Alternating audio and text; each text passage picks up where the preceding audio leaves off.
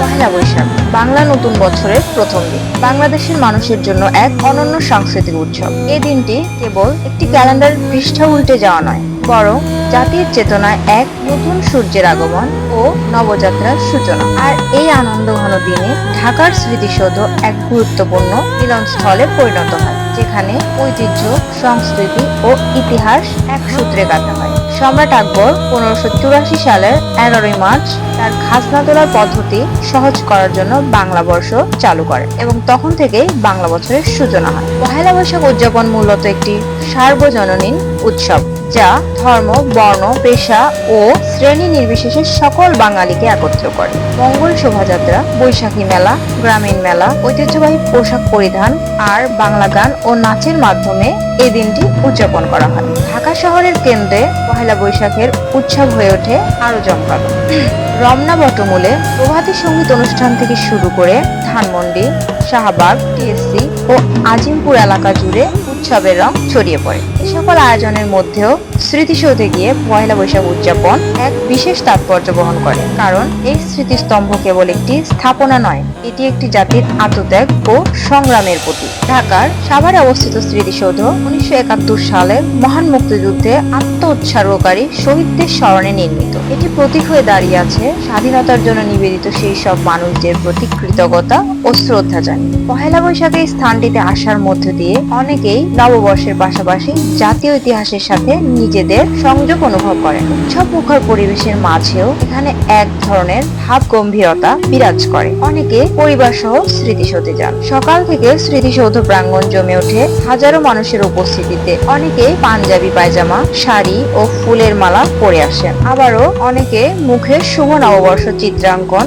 ও হাতে জাতীয় পতাকা বা লাল সাদা বেলুন নিয়ে প্রবেশ করে। বাচ্চারা হাতে কাগজের পাখা বা মুখোশ নিয়ে দৌড়াচ্ছে। তরুণরা দল বেঁধে গান গাইছে, কেউ কেউ কবিতা পাঠ করছে। অনেকেই ক্যামেরা নিয়ে এসেছে স্মৃতিসৌধের পটভূমিতে পরিবারের ছবি তোলার জন্য। বিশেষ করে তরুণ প্রজন্ম এই দিনটিতে স্মৃতিসৌধে এসে যেমন ইতিহাস জানতে আগ্রহী হয়, তেমনি নিজেদের মাঝে দেশপ্রেমের বীজ বপন করে। স্মৃতিসৌধে এদিন শুধু ফুল দেয়া হয় না, অনেক সাংস্কৃতিক সংগঠন এখানে আয়োজন করে গান, আবৃত্তি ও নাটকের ছোট ছোট পরিবেশন। অনেকেই এদিন স্মৃতিসৌধ প্রাঙ্গণে পান্তা ইলিশ খান, যা এখন পহেলা বৈশাখের অন্যতম অনুষঙ্গ। যদিও এটি নিয়ে বিতর্ক থাকলেও অনেকেই সেটিকে ঐতিহ্যের অংশ হিসেবে বিবেচনা করে। পহেলা বৈশাখে স্মৃতিসৌধ এলাকার নিরাপত্তা ব্যবস্থা থাকে কড়া। পুলিশ, র্যাব, আনসার, বিভিন্ন বাহিনীর সদস্যরা দায়িত্বে থাকে যাতে কোনো বিশৃঙ্খলা না ঘটে। প্রবেশ পথে তল্লাশি, ব্যাগ চেকিং এবং সিসিটিভি ক্যামেরার মাধ্যমে পর্যবেক্ষণ চালানো হয়। এছাড়াও স্বেচ্ছাসেবক দল,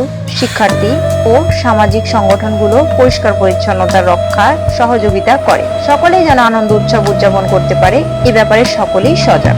পহেলা বৈশাখের স্মৃতিসৌধ গমন কেবল একটি আনন্দ উদযাপন নয়, এটি একটি বার্তা বহন করে। এ জাতি কখনো তাদের অতীত যেন ভুলে না যায়। নববর্ষের প্রথম দিনে সেই অতীতকে স্মরণ করে এগিয়ে যাওয়ার প্রত্যয় ব্যক্ত করা হয়। এই মিলন মেলা প্রমাণ করে বাঙালির সংস্কৃতি কেবল গান বাজনা নয়, এটি ইতিহাস, আত্মত্যাগ, দেশপ্রেম ও ঐক্যের প্রতীক। ঢাকার স্মৃতিসৌধে পহেলা বৈশাখ উদযাপন একটি চমৎকার অভিজ্ঞতা, যেখানে উৎসব ও ইতিহাস এক হয়ে যায়। এটি এমন এক স্থান যেখানে নতুন বছরের প্রথম দিনটিতে গিয়ে মানুষ কেবল আনন্দই খুঁজে পায় না, বরং নিজেদের শিকড়, আত্মপরিচয় এবং গর্বের ইতিহাসও নতুন করে উপলব্ধি করে। এই দিনটির মাধ্যমে তরুণ প্রজন্ম যেন অনুপ্রাণিত হয় একটি সুন্দর, স্বাধীন ও ন্যায়ভিত্তিক বাংলাদেশ গড়ে তুলতে। এটাই হোক আমাদের বৈশাখী প্রত্যয়। পরবর্তী ভিডিওটি পেতে চ্যানেলটি সাবস্ক্রাইব করুন এবং পাশে থাকা বেল বাটনে ক্লিক করুন।